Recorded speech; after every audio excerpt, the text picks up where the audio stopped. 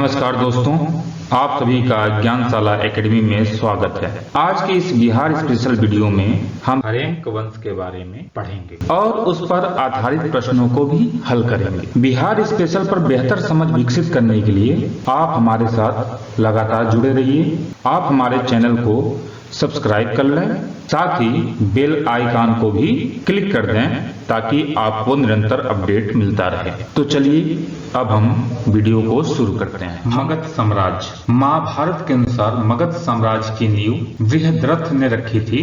बृहद्रथ वंश में ही जरासंध हुआ था। जरासंध और भीम के बीच हुए द्वंद्व युद्ध प्रसिद्ध है, किंतु बौद्ध ग्रंथों के अनुसार मगध का प्रथम वंश हरेंक वंश था, जिसकी स्थापना बिंबिसार ने की थी। अब यहाँ पे कंफ्यूजन होता है कि पहला वंश किसे माना जाए। एक होता है कि हम बृहद्रथ को माने या फिर हरेंक वंश के संस्थापक बिंबिसार को माने। तो यहाँ पे ध्यान देने वाली बात है कि महाभारत को इतिहास नहीं माना जाता, इसीलिए बहुत सारी किताबें हरेंक वंश से मगध साम्राज्य की शुरुआत करते हैं। किंतु फिर भी यदि विकल्प में बृहद्रथ और हरेंक वंश दोनों दिया हो तो हम बृहद्रथ को आंसर मारेंगे। हरेंक वंश से लेकर मौर्य वंश तक कुल 4 वंशों ने मगध पर शासन किया था। हरेंक वंश का जो शासन काल था 544 ईसा पूर्व से लेकर 412 ईसा पूर्व तक। उसके बाद शिशुनाग वंश सत्ता में आते हैं 412 ईसा पूर्व से लेकर 344 ईसा पूर्व तक। उसके बाद नंद वंश सत्ता में आता है। इसका समय होता है 344 ईसा पूर्व से लेकर 321 ईसा पूर्व तक। उसके बाद मौर्य वंश मगध की सत्ता प्राप्त करता है। मौर्य वंश का जो समय है वह है 321 ईसा पूर्व से लेकर 184 ईसा पूर्व तक। अब यहाँ पर ध्यान देने वाली बात है कि यह जो समय दिया गया है ये विभिन्न किताबों में अलग अलग दिया गया है, लेकिन बीपीएससी इसी समय को फॉलो करता है, इसीलिए हम इसी समय को लेकर आगे बढ़ेंगे। अब हम हरेंक वंश के बारे में जान लेते हैं। हरेंक वंश की स्थापना बिंबिसार ने की थी 544 ईसा पूर्व में। जो ये समय है ये महाजनपदों का समय है। इस दौरान भारत में कुल 16 महाजनपद हुआ करते थे। मैंने पिछले वीडियो में भी महाजनपद के बारे में चर्चा की है और इस वीडियो में भी महाजनपद के बारे में चर्चा कर रहा हूँ। ऐसा मैं इसलिए कर रहा हूँ क्योंकि महाजनपद बहुत ही महत्वपूर्ण है। ये जो 16 जनपद थे ये थे अंग, मगध, वज्र, मल, काशी, वत्स, चेद, कौशल, पंचाल, कुरु, मत्स्य, सूरसेन। सूरसेन की राजधानी मथुरा थी। मत्स्य की राजधानी विराटनगर थी, आज का जयपुर। कुरु की राजधानी इंद्रप्रस्थ थी। पंचाल की राजधानी अहिच्छत्र और काम्पिल्य थी। इसके अलावा अवंती की राजधानी थी उज्जैन और महिष्मती। आप लोगों ने बाहुबली मूवी देखी होगी, उसमें महिष्मती का उल्लेख होता है। इसके अलावा जो महाजनपद था वो था गंधार तथा काम्बोज। यहाँ देखेंगे यह है गंधार और यहीं पे काम्बोज है। दक्षिण में मात्र एक जनपद था अश्मक या अशाका, ये गोदावरी के तट के निकट था। तो ये प्रश्न अक्सर पूछा जाता है कि किस दौरान महाजनपदों का उद्भव हुआ, तो लगभग ईसा पूर्व 600 वर्ष पहले। अब यहाँ ध्यान दीजिएगा, ये जो 3 जनपद हैं वो बिहार में है। पहला अंग, दूसरा मगध और तीसरा वज्र। ये बहुत इंपॉर्टेंट है बीपीएससी के पॉइंट ऑफ व्यू से। कई बार प्रश्न पूछा है कि अंग की राजधानी कहाँ है, तो आंसर होगा चंपा। मगध की राजधानी कहाँ थी, तो आंसर होगा राजगिरी।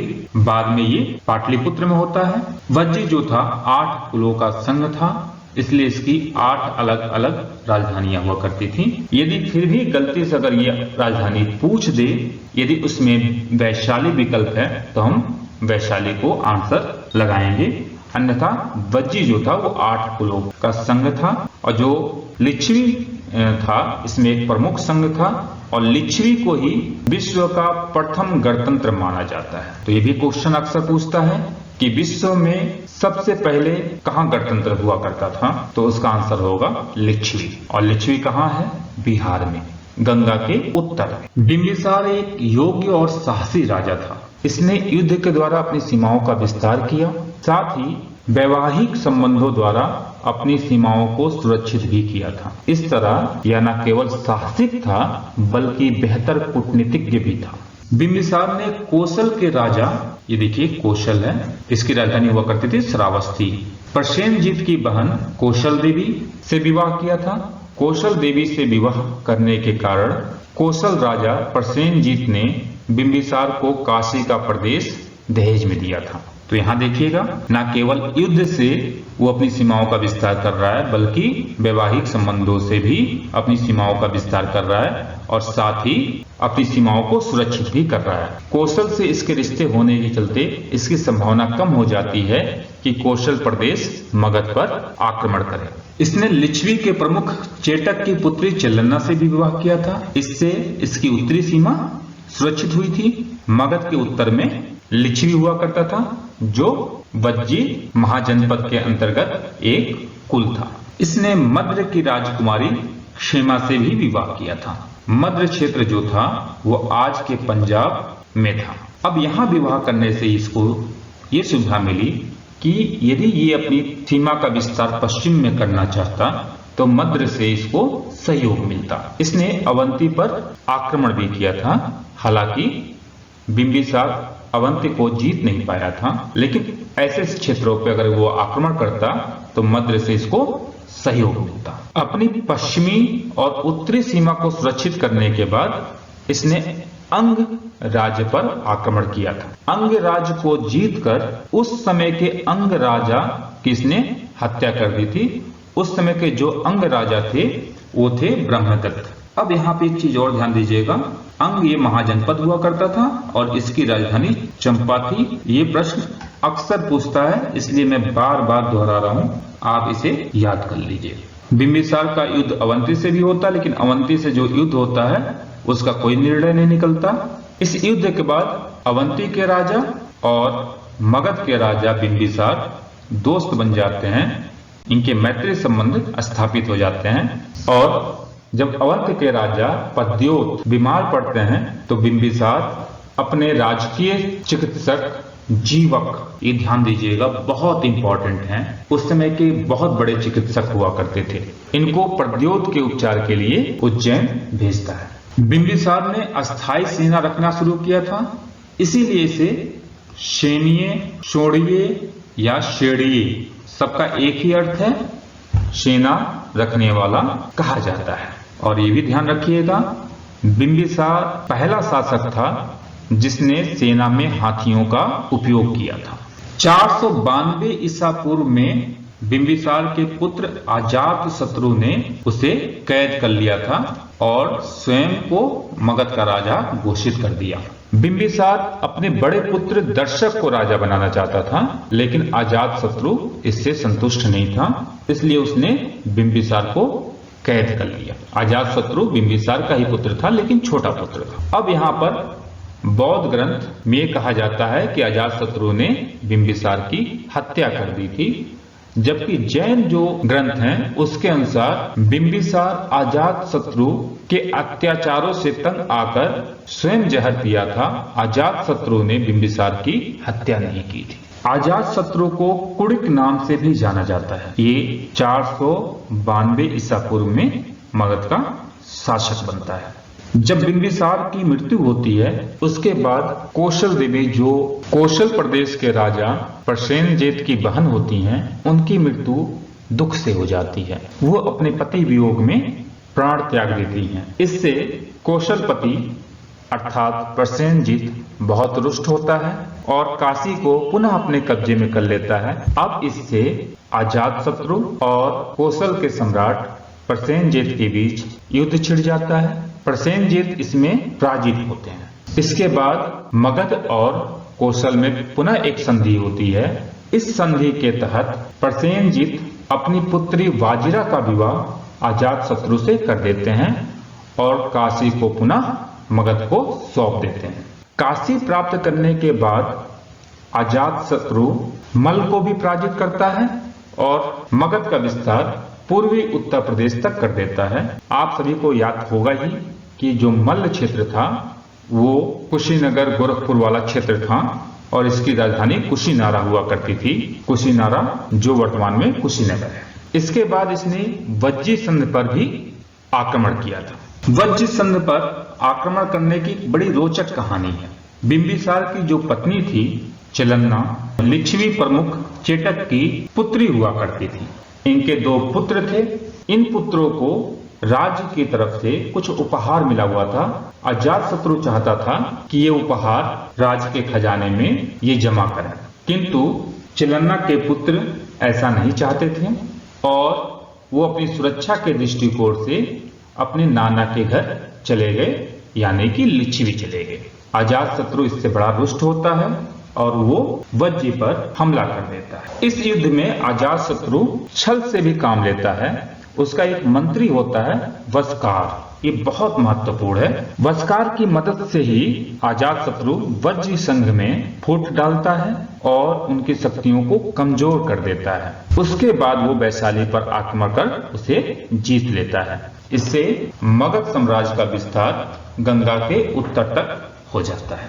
अजातशत्रु के शासनकाल के दौरान ही गौतम बुद्ध और जैन धर्म के 24वें तीर्थंकर वर्धमान महावीर का निधन हुआ था। ये भी बहुत इंपॉर्टेंट है। ये प्रश्न पूछा जा सकता है कि वर्धमान महावीर का जब निधन हुआ था उस समय मगध का शासक कौन था, तो आंसर होगा अजातशत्रु। अजातशत्रु के शासनकाल में ही प्रथम बौद्ध संगति का आयोजन राजगृह में किया गया था। ध्यान दीजिएगा, भारत में कुल 4 बौद्ध संगति का आयोजन किया गया है। हम इसे आगे पढ़ेंगे। जो प्रथम बौद्ध संगति का आयोजन किया गया था वो राजगृह में किया गया था अजातशत्रु के शासनकाल के दौरान 483 ईसा पूर्व में, राजगृह के सप्तपर्णी गुफा में।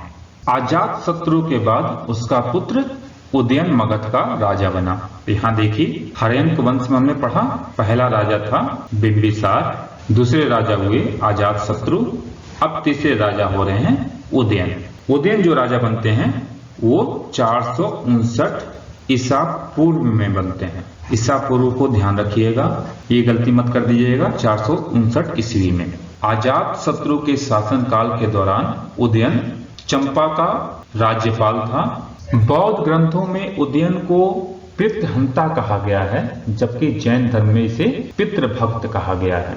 उदयन ही पाटलिपुत्र को पहली बार मगध की राजधानी बनाता है। ये बहुत इंपॉर्टेंट है। यहाँ से अक्सर प्रश्न पूछा जाता है कि पाटलिपुत्र को किसने पहली बार मगध की राजधानी बनाया, तो इसका आंसर हो जाएगा उदयन। उदयन की हत्या भी उसके 3 पुत्रों ने मिलकर कर दी थी। उन 3 पुत्रों का नाम था अनिरुद्ध, मुंडक और नागदशक। और इन 3 पुत्रों ने भी थोड़े थोड़े समय के लिए मगध पर शासन किया था। ये निर्बल और विलासी थे। राज्य में व्यापक असंतोष था, फलस्वरूप जनता ने विद्रोह कर दिया और नागदशक, जो हर्यंक वंश का अंतिम शासक था, को सत्ता से हटाकर शिशुनाग नामक अमात्य को राजा बनाया गया।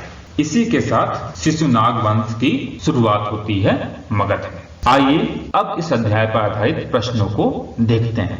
पहला प्रश्न है, किस शासक द्वारा सर्वप्रथम पाटलिपुत्र का राजधानी के रूप में चयन किया गया? तो हम लोगों ने अभी पढ़ा है उदयन। पहला विकल्प है अजातशत्रु ने। नहीं, अजातशत्रु के समय राजगृह ही मगध की राजधानी हुआ करती थी। कालाशोक द्वारा, उदयन द्वारा, तो सी आंसर सही हो जाएगा। डी कनिष्क द्वारा, ये भी गलत होगा। ई उपयुक्त में से कोई नहीं, 2 या 2 से अधिक, ये भी सही नहीं होगा, तो आंसर हो जाएगा सी। अगला प्रश्न है, प्रथम मगध साम्राज्य का उत्कर्ष किस शताब्दी में हुआ था? ध्यान दीजिएगा, 544 ईसा पूर्व में बिंबिसार मगध का राजा बनता है और यहीं से उत्कर्ष शुरू होता है। तो हम कह सकते हैं 6वीं शताब्दी में ईसा पूर्व। इसे हम 6वीं शताब्दी ईसा पूर्व कह सकते हैं। पहला विकल्प दिया गया है ईसा पूर्व 4वीं शताब्दी, गलत होगा। ईसा पूर्व 6वीं शताब्दी सही होगा। ईसा पूर्व 2री शताब्दी गलत है। ईसा पूर्व 1ली शताब्दी, ये भी गलत होगा। ये देखते हैं उपयुक्त में से कोई नहीं, या 2 या 2 से अधिक, तो ये भी गलत होगा, तो आंसर हो जाएगा बी। जब भी आप बीपीएससी का एग्जाम दें, इस बात का बिल्कुल ध्यान रखें कि आपको 5 विकल्प को पढ़ना है। अगला प्रश्न है प्रश्न संख्या 3। ईसा पूर्व 6वीं सदी में विश्व का प्रथम गणतंत्र कहाँ था? पहला विकल्प है वैशाली, दूसरा है एथेंस, तीसरा है स्पार्टा, चौथा है पाटलिपुत्र, पांचवा है उपरोक्त में से कोई नहीं, दो या दो से अधिक। तो हमने अभी पढ़ा है कि वैशाली या लिच्छवी विश्व का पहला गणतंत्र हुआ करता था, तो इसका आंसर हो जाएगा वैशाली। अगला प्रश्न है प्रश्न संख्या 4, अजात शत्रु के वंश का नाम क्या था? यानी अजात शत्रु किस वंश से संबंधित था? तो अजात शत्रु हर्यंक वंश से संबंधित था। इसके पिता का नाम था बिंबिसार। तो पहला विकल्प है मौर्य, नहीं होगा। दूसरा है नंद, ये भी नहीं होगा। तीसरा अर्थात सी है हर्यंक, बिल्कुल सही है, हर्यंक वंश से वो संबंधित था। चौथा है गुप्त, ये भी नहीं होगा। पांचवा उपरोक्त में से कोई नहीं, या दो से अधिक, ये भी नहीं होगा, क्योंकि केवल एक विकल्प सही है। तो आंसर हो जाएगा सी, हर्यंक वंश। उम्मीद है यह वीडियो आपको पसंद आया होगा। फिर मिलते हैं एक नए वीडियो के साथ। तब तक के लिए नमस्कार, जय हिंद।